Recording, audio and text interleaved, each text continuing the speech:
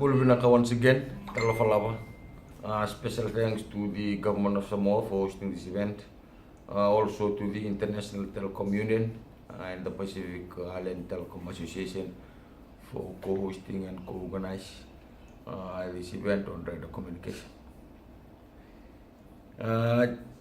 Ladies and gentlemen, I wish to share with you the Fiji's experience on radio communications in time of an emergency or of a disaster.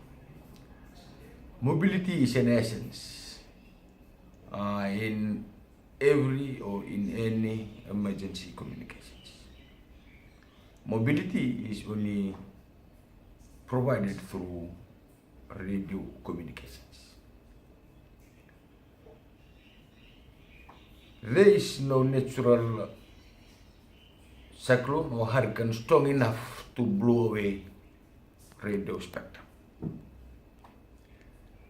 But it can devastate a good number of communications mediums.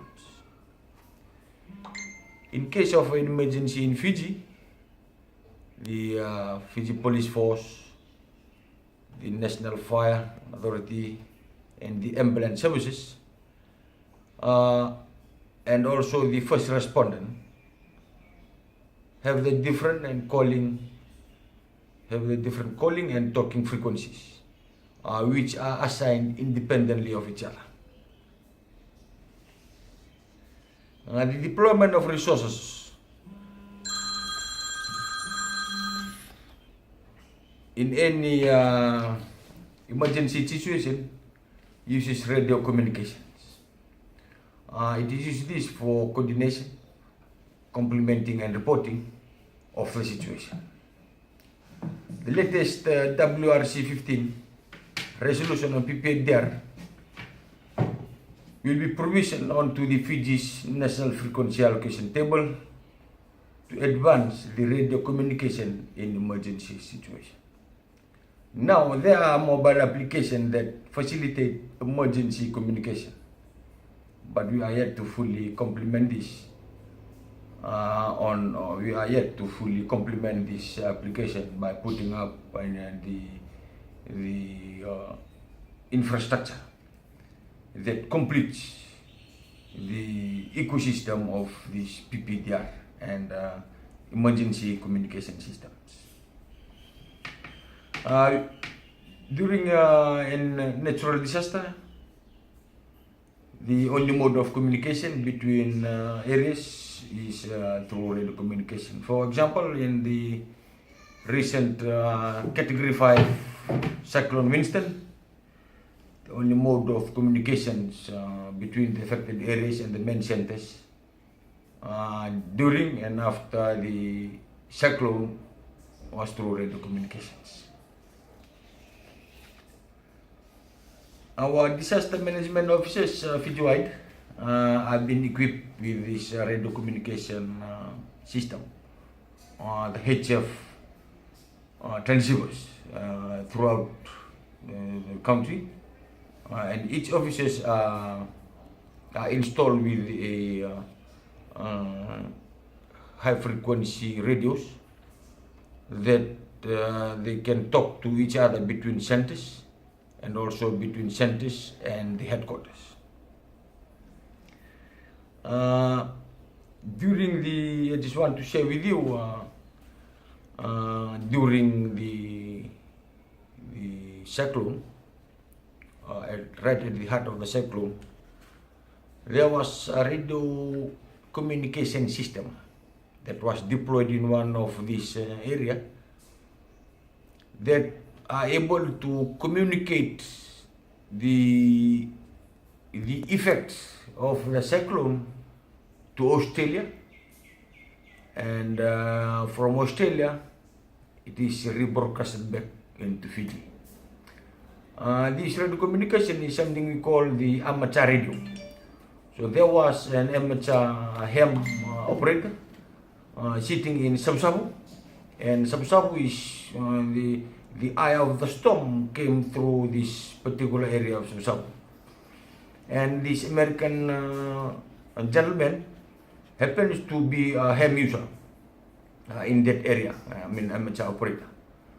So during the cyclone, at the very time that the cyclone was hitting his area, he was still able to send messages to one of the amateur operators sitting in somewhere in Sydney.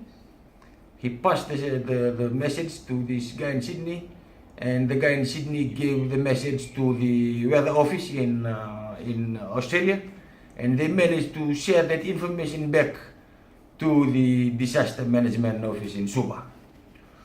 So in that area, in that scenario, I just want to portray to you the robustness of radio communication in times of disaster or in times of an emergency.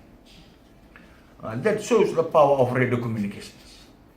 Even though it was a category 5 cyclone, wind gusts at a speed of about 340 kilometers per hour, but still the amateur radio still sends message from Fiji to Australia, and that message, the content of that message helps our disaster management office to decide on the next course of action to be done to those affected areas. So now there are technologies, radio communication technologies available worldwide that assist in the emergency communication situation, in any emergency situation or any natural disaster situation that relies on radio communications for coordination, deployment, rescue, and assistance to the affected areas. So now we have these technologies available. Now we have the expertise available. And now we have the spectrum available for the emergency communication and also for any natural disaster communications. So the onus is on the regulators and policymakers, and also on the disaster management offices, to really look into radio communication to provide solutions before any emergency or disasters, during an emergency or disasters, and after an emergency or disasters.